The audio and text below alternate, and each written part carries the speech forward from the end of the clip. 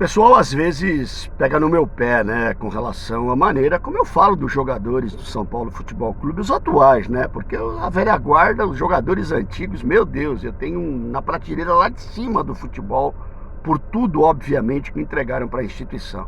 Mas nesses últimos tempos, e já faz algum tempo nisso, a gente tem se servido, na verdade, de um grupo muito grande de jogadores que não deveriam nem colocar a camisa do São Paulo. Claro que eu sei que os tempos são outros, claro que eu sei que as dificuldades em você conseguir jogador nesses tempos, ela aumentou muito. Claro que eu sei que a qualidade do futebol despencou. Vide aí a seleção brasileira. Quem viu a seleção, por exemplo, de 70 que eu vi, quem viu a seleção de 74, quem viu a seleção de 82, entende muito bem o que eu estou falando. Sabe muito bem o que eu estou falando, e lógico que eu não estou delirando aqui com relação à questão da qualidade dos jogadores. A gente sabe que despencou a qualidade. Porém, colocado isso, dito isso, existe uma distância muito grande em você querer exaltar quem não merece um mínimo de exaltação. Então, por exemplo, você pega um jogador aí limitadíssimo que chegou na vida do São Paulo, e eu vou ter 500 nomes para dar para vocês aí nesses últimos tempos. E o cara, quando ele vem jogar no São Paulo, ele veste a camisa do São Paulo, ele é cercado de toda a estrutura que o São Paulo tem, né? Ele é cercado pelos aplausos da arquibancada, 50 mil torcedores por jogo. Ele é exaltado, e ele é não sei o que lá, não sei o que lá e não sei o que lá. Ele realmente acha que ele está num patamar de cima da bola. Ele acha que ele faz parte da história de ídolos do São Paulo Futebol Clube, mesmo sem ter entregado absolutamente nada para a instituição. E por entregar nada, entendam também, ele foi campeão aí de um campeonato, ele teve uma participação efetiva numa ou noutra partida. Vivemos tempos de exaltação vazia. Vivemos tempos de chantilly cobrindo um bolo que está estragado. Eu não aceito e vou continuar me sentindo indignado nesse sentido quando se exaltam jogadores que só por estarem no São Paulo deveriam ficar caladinhos e tentar entregar um pouquinho mais do que aquilo que eles entregam. Senhores, a história está lotada de jogadores limitados, mas que tinham na superação, que tinham no trabalho, que tinham no empenho, além daquele que possivelmente eles sabiam que tinham, alguma coisa que os diferenciou na vida e na história de São Paulo. Nós vamos ter vários exemplos aí. O pessoal da velha guarda vai citar 500 jogadores para mim. Eu vou falar de Pintado, eu vou falar de Ronaldão, né?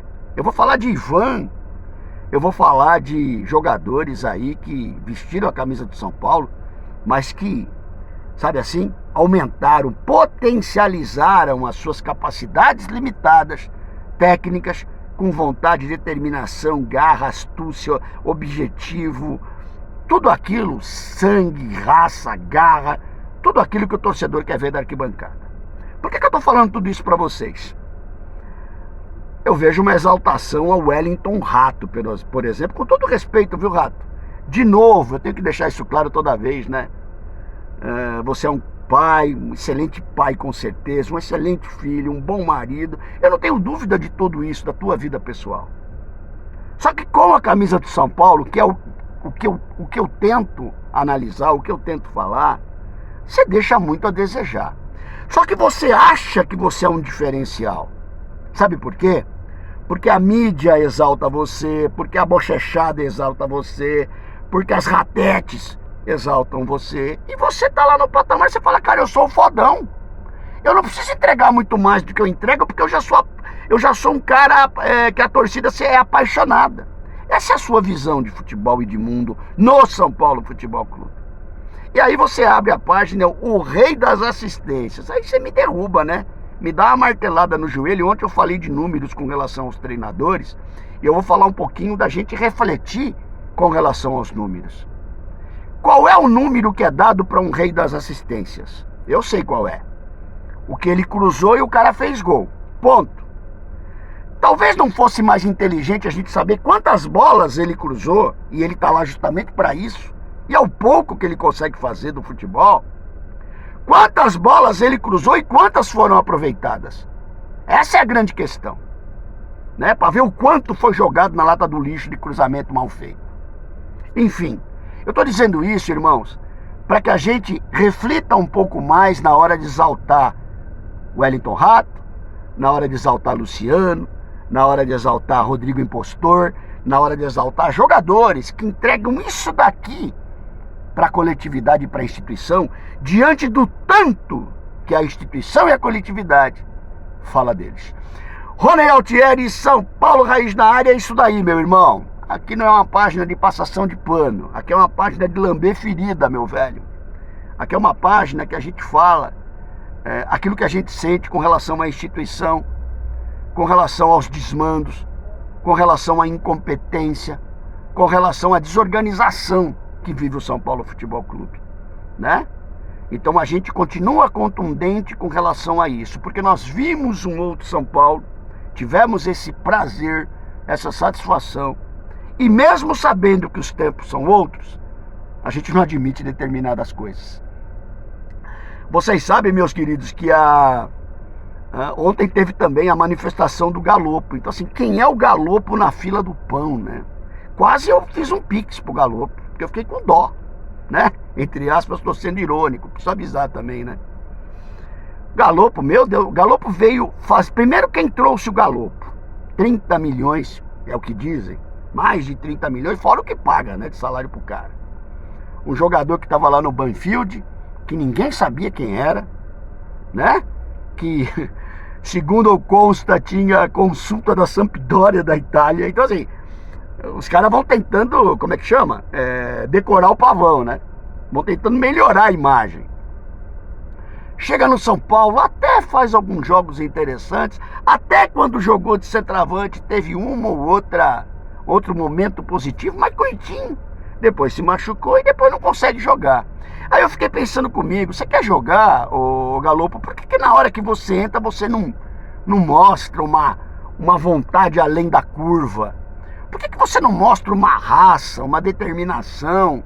Por que você não faz de 15 minutos alguma coisa que possa ser marcante?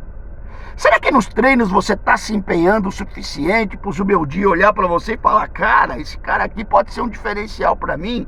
E aqui eu não estou defendendo o Zubeldia com relação a isso.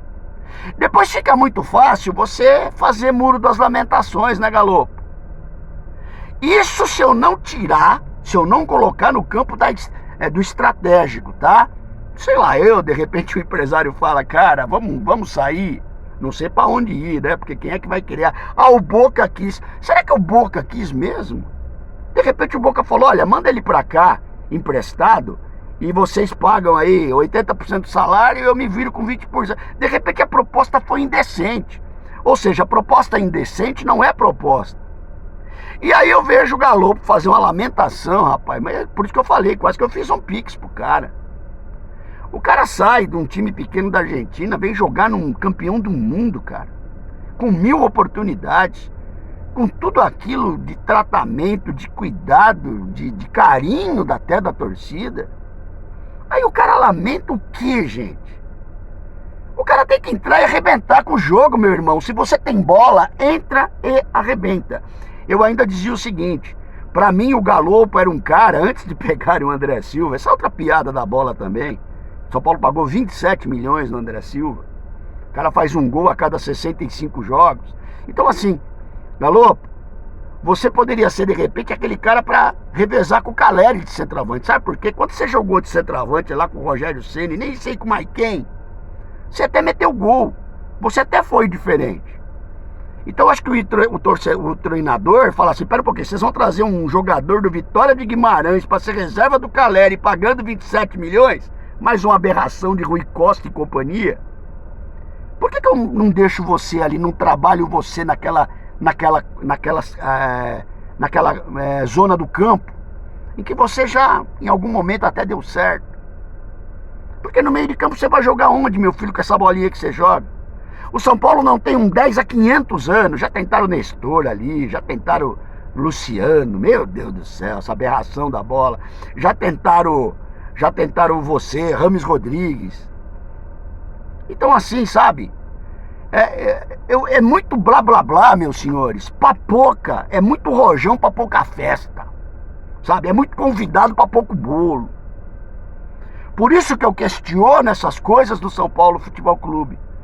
Por isso que eu sigo batendo o martelo nisso. Por quê? Porque, gente, antes de ser apenas uma implicância ou chatice minha, que eu já sei que é, muitos sabem disso, os resultados falam, por tudo isso, melhor ainda do que eu estou falando. Tá certo? Por muito mais ação e por menos blá blá blá, para o São Paulo pelo menos tentar sair desse buraco que ele se encontra. Tá bom, irmãos? É isso daí. Grande e iluminada terça-feira a todos. Rony Altieri, São Paulo, Raiz na área. Tamo junto.